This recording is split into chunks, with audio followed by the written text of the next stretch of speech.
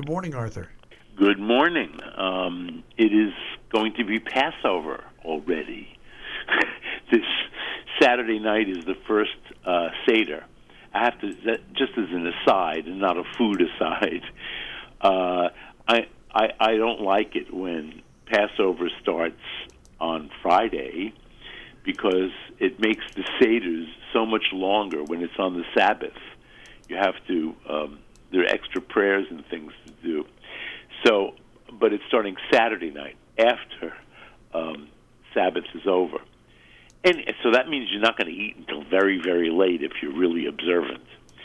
Anyway, I am a big fan of a Jewish cookbook writer named Robert Sternberg, who is in fact Rabbi Robert Sternberg, a rabbi who went to culinary school and wrote a very important book for me, for anybody who's interested in Jewish food culture, called Yiddish Cuisine. The subtitle is A Gourmet's Approach to Jewish Cooking. The G word. I'm not a big fan of the word gourmet. I'm a believer in what James Beard once said. He said, they asked him, well, grandmother, who was a kosher caterer, and he learned a lot at his grandmother's knee. And this book reflects his grandmother's cooking, but more why she was Polish. And there's a lot of very good Polish Jewish recipes in here. By the way, when I say Polish Jewish, some of them would be the same as if you were Polish Christian, and some of them would not be, because, of course, the Polish Jews followed the dietary laws, whereas Christians were able to eat pork. No Jew eats pork.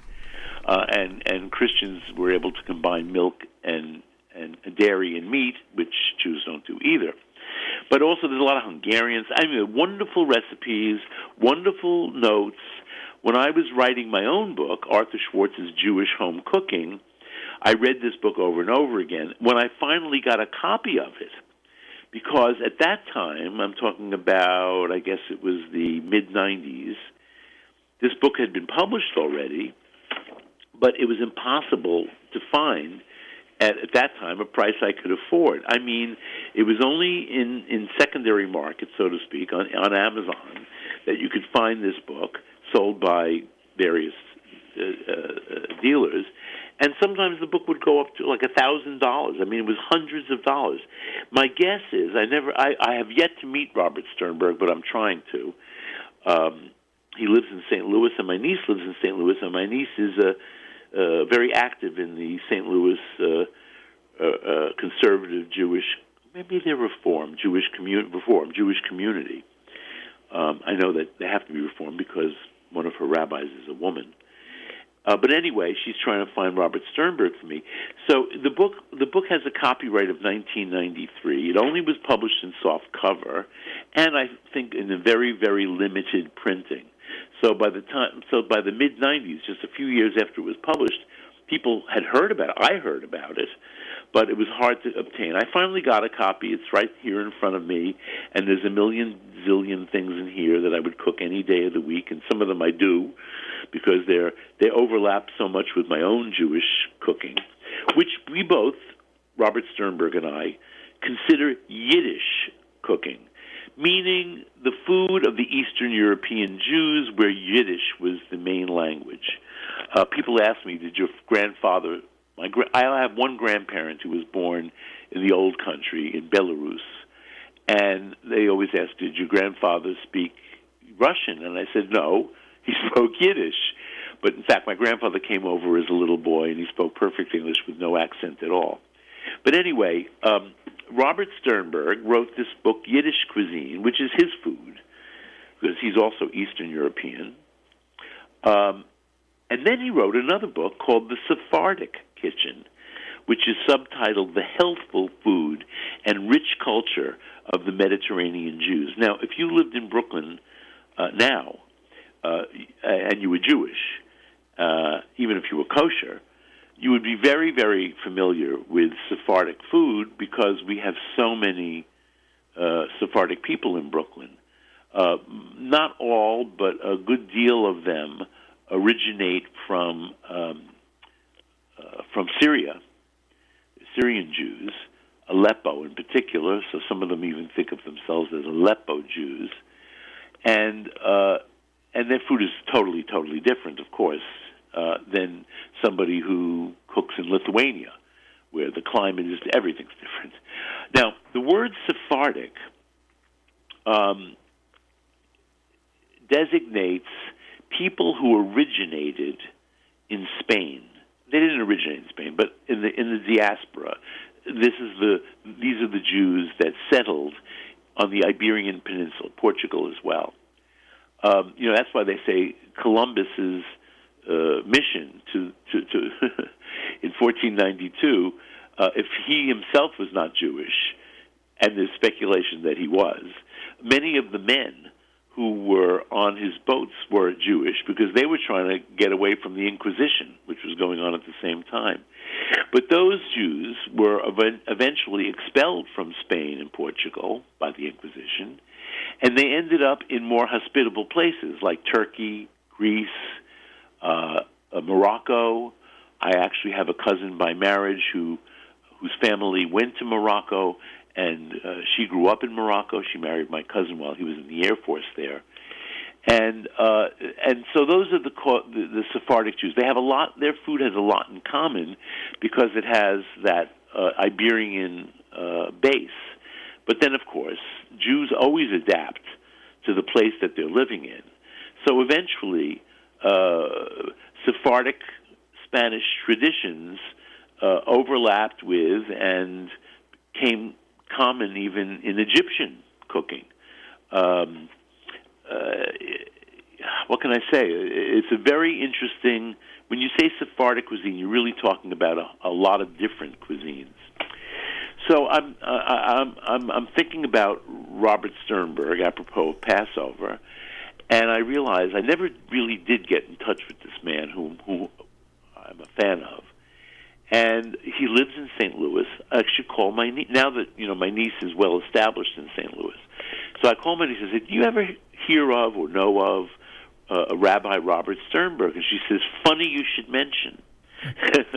I just clipped a recipe of his to make for Passover, and I didn't know who he was except that I saw this article. It's in the St. Louis Jewish newspaper." Told you my niece is very active in the Jewish community. And it's a really interesting recipe. I'm going to make it.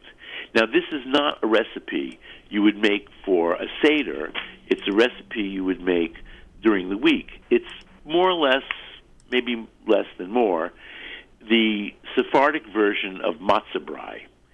Now, do you know matzah brai, Marshall? Yeah. You like matzah brai? Yeah. You're not enthusiastic. And yeah, I like it. Let me put it this way. As a kid, it was available. I ate it. No. I make it. This only because I'm on a no-carb diet did I not make it in January or February. But matzah lasts forever. Yeah. And I always buy too much matzah and now, this time of the year in the spring. And then sometime in January or February when I don't want to go out shopping and I'm rummaging around to see what can I make, I find some matzah and I make matzah brai, and we love it. So I love matzah brai. Matzah brai is broken up matzah, soaked in water. Actually, I take hot water from a kettle. I boil water in a tea kettle, and I slowly pour it over the broken matzah in a colander so that the matzah gets soaked but not mushy. And then you mix that not soaked, but moistened matzah in with beaten eggs. If you want to add a little milk to that, you can. It's a dairy dish. Because I don't like cooking this in oil, by the way. I only like cooking this in butter because I like my eggs in butter. And I make a version of matzah brai that's like scrambled eggs with matzah in it. But the matzah, being soaked and then cooked with the eggs, turns out to taste like noodles. And in fact, in Sephardic cuisine, too, they use matzah as a sort of noodle substitute. You're not allowed to eat noodles on Passover. They're a product of wheat flour. Even I think if they're a product of Sephardic people have different rules about keeping Passover. because, for instance, beans was such a vital part of their diet. They eat beans at Passover. I think there's some Sephardim who also eat rice, which seems very strange to me as somebody who grew up in a household where the only kind of wheat product or starchy product, for that matter, was matzah and its forms. There's also matzah cake meal, with which we made some cakes, and there's matzah meal, which is more coarsely ground matzah than cake meal. Cake meal, by the way, is very, very hard to find, I see. Once Passover starts, there's no more cake meal in the stores. And I do remember a number of years ago when I had to, if you're very Orthodox, you do not moisten matzah until the last 2 days of Passover, at which point you want to use up, we're always practical. You want to use up whatever's left over, so they allow you to make matzah brei, or matzah balls for that matter. I use matzah meal for matzah balls, matzah cake meal for cakes, and other kinds of Passover sweets, and, of course, matzah itself in whole pieces and broken. So the version from Robert Sternberg, the Sephardic version of what he sort of thinks is a Sephardic matzah brei, is you take the matzah boards and whole ones, and you find a nice, I have actually a square pan that fits matzah boards perfectly, because you don't want it too much bigger than the matzah boards. And you put your, let's say, 4 matzah boards in a dish, and you pour over milk and let them soak. Now, this is the only tricky part of this whole recipe, is that you've got to judge. You've got to make a real judgment here about when the matzah is soft enough but not mushy. And then when you take them out, you have to cut each matzah board into fourths, 4 pieces per matzah board. And on the side, you beat up some eggs because this is a Greek-Turkish and Turkish version, you beat your eggs, I can give you the exact measurements in a minute, you beat the eggs with a little bit of yogurt. And you can use Greek yogurt for this, I'm sure, but regular yogurt, unsweetened yogurt, we're talking about plain yogurt, will do. And, of course, some salt and pepper. And you heat up about 1/4 of an inch of oil. Now, what oil do you use on Passover? You can. There are only certain vegetable oils, and I like to buy. It's my time of year to buy. Arthur, not walnut oil. It'll come to me.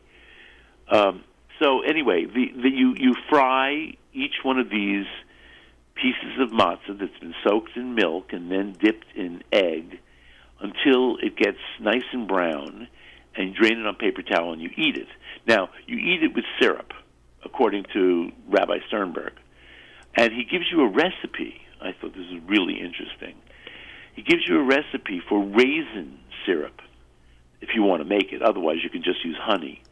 But raisin syrup, you take raisins and boil them until they basically become pulp, and then you strain it, and then boil it down again until it's nice and thick, like honey, is very similar to the syrup that they make in southern Italy, vin cotto, cooked wine, because it's the same idea, except that the grapes have not been turned into raisins. Actually, in southern Italy, they might be using some some raisins that got dried a little bit.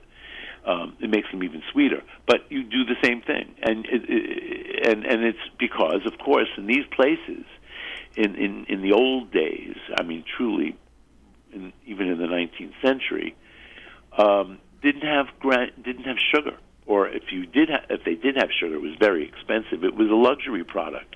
Certainly, ultra-refined white sugar was a real luxury. So the sweetener of choice was made from grapes. And apparently in Turkey and Greece, they do the same thing, except they're using raisins. And that's it. It's a really simple recipe and something you would make for the family, like we do matzah brei, during the week. Now, not at a Seder, because At a Seder, is even in the Haggadah, which is the plan, the rules, the order. Actually, Haggadah means order. The order of the Seder. It says, like 2/3 through, eat a festive meal. So, in my experience, among Eastern European Jews, festive meant meat. Hence, brisket. I'm not sure how brisket became the meat of choice among Eastern European Jews, but it was. I mean, there was corned beef, of course. That's a preserved meat. But fresh brisket, just an aside here, my mother got a new recipe for brisket. My mother was always trying out new recipes for brisket. And one year, she accidentally, I don't know how this happened, she accidentally bought a corned beef instead of a fresh brisket. I mean, corned beef is made from brisket. Yeah. And she glazed she cooked the corned beef, as she would a brisket. And I have done this since. It's sensational, but a little salty. Anyway, so a brisket became the festive meal of choice among Eastern European Jews. Unfortunately, the meat itself, brisket, is not what it used to be. And I'm not the only one who says this. It's the what they call first cut, which gives people the impression it's the better cut, as opposed to second cut, or sometimes called thick cut, which is actually another muscle that's on top of the flat cut first cut. First cut is also called flat cut, and besides that, the meat itself has become a lot leaner over decades because of American breeding. And I mean, you can buy good brisket. I'm not saying you can't, but supermarket level brisket, even my butcher's brisket, is too lean for me. And I rarely make brisket these days. Although, if I see a piece of decal, which is the thick cut, second cut, I'll make that, because that's very, very well marbled, succulent meat, which is what we always used to think brisket was. But that is the festive meal of most people's Passovers. I'm not sure what the Sephardim, I should call a Sephardic friend and say, what do you eat for Passover? But anyway, my book, by the way, I'm going to plug my book. It's called Arthur Schwartz's Jewish Home Cooking. It is still in print. It is available on Amazon, or who knows if it's in a bookstore anymore. But, that's the way these things go these days. You have to order anything that's not 6 months, that's more than 6 months old. People don't realize this, but bookstores don't display books for more than 6 months. They feel the main selling life of a book is the first 6 months of its publication. And Jewish Home Cooking has been out, 20 years. Almost. 15 years, I don't know. It still sells. I still get royalties. Hey, it adds up. but it's not. Believe me, they're not a lot of money. It does barely pays for a dinner a year. So, but it's a nice book. I like that book. By the way, it was edited by a Protestant minister's wife, and it was the most respectful, careful editing I've ever had of my 7 cookbooks.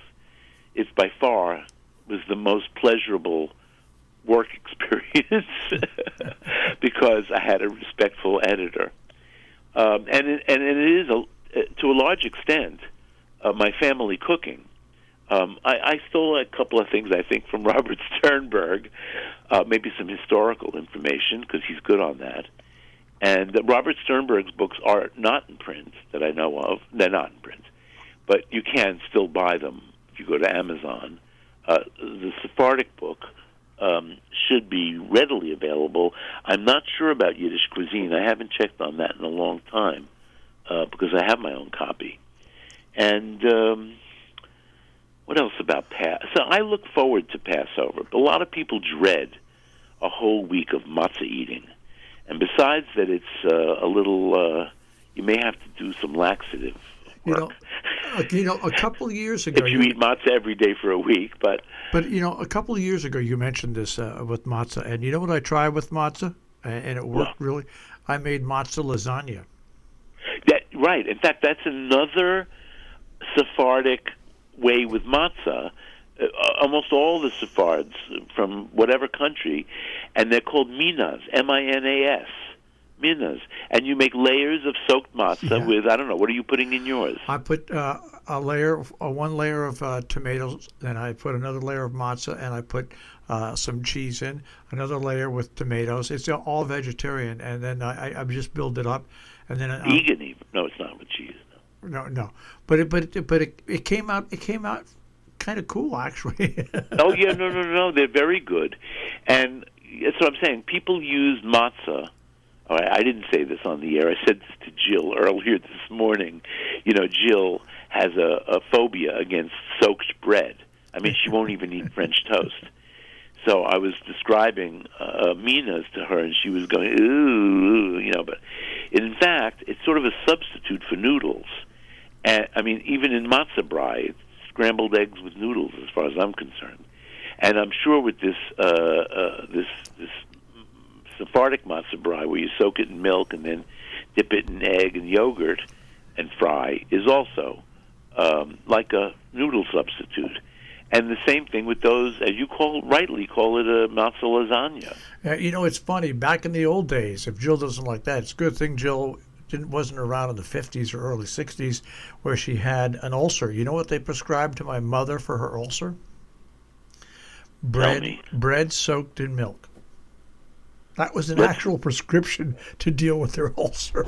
Well, I don't know. Milk? I thought milk was not good for ulcers. I don't know. I don't know. I think what actually would have been better is she just left my father at the time. Well, you know what that's called? Milk toast. Yeah. Well, that's what. And it's so bland. Yeah. That's why they call people who are, I don't know. Yeah. Bland. Milk toast. He's a milk toast. I actually, being on this keto diet, I actually do crave dunking. Dunking's one of the favorite things in the world. We had dinner. We were at my nephew's in Philly for the weekend, long weekend. And I don't know, one night we had stuff I could eat. And then I said to Brian, but I never think of starch anymore. What can I serve with all this stuff? He said, well, we have bread. So, and he made a little oil dunking sauce, and I was so jealous. He sat there dunking his bread into wonderful oil, I have to say. Oil part I could have, but I couldn't have the bread. And, anytime I make anything, that's why I'm not braising lately. How can you eat gravy without bread? Well, or potatoes. Dunking is a fine art that's good for anything. It's good for anything. I know. My only dunker these days is endive leaves. Well, at least you can dunk them, though. It's not the same in gravy. It's okay with baba ganoush, but not with gravy. I'll have to figure that one out. The other day, somebody asked me, well, what do you eat for breakfast? And I rattled off a few things that I eat for breakfast, and every one of them disgusted them. So I eat differently. My favorite breakfast these days is a herring fillet. I found a good source of nice whole herring fillets, and it was smeared with sour cream. To me, that's heaven. And I would like a cracker or a piece of bread with it, but I'm managing without.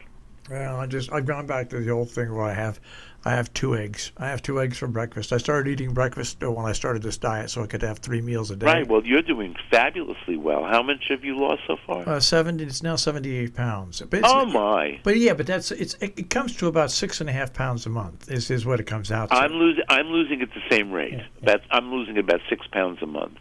And it's not easy. Has it changed? See, I'm not as. I still prepare food. I'm down 42 pounds, by the way. Now. I still prepare food as if I was at the start of the diet, but I found out that I had to cut down my preparation because I only could eat about half the amount that I prepared. That's it. Yeah. Listen, I brought 4 sensational rib steaks to Brian, and I ate the top of the rib part off of one steak, and that's all I could eat. And we actually, with 6 adults, 5 adults. We couldn't even finish 4 steaks. And, well, my niece doesn't have that big an appetite, but Brian has an enormous appetite. Anyway, I'm losing a little bit more a week at this moment, only because my appetite is so diminished.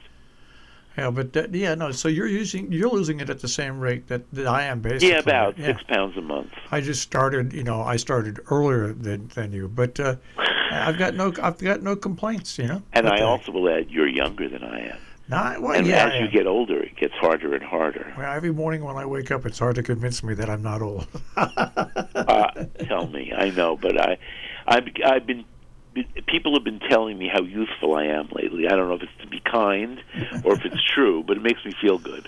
I just know when I get up in the morning, my body makes more noise than I do. And I do think that this diet, I think whatever diet, has made me more energetic, and Bob a little bit more energetic. But on the other hand, we have a next door neighbor who's a real hypochondriac.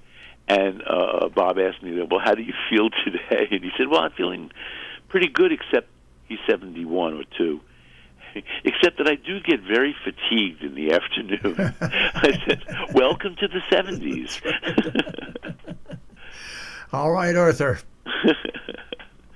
Yes, so I'm preparing for a lot of construction this week, so I got to get off the phone and literally pack up my kitchen so the painters will be able to begin as soon as they arrive. All right, well, get off the phone and... All right, I'll talk to you next Monday when the painters do arrive, and I'll tell you if they've arrived. Okay.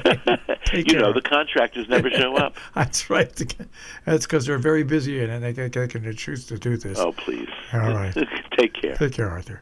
That is Arthur Schwartz, the food maven here on Robin Hood Radio. You'll find him on the web here at Arthur Schwartz on our on-demand page, which is robinhoodradio.com on demand.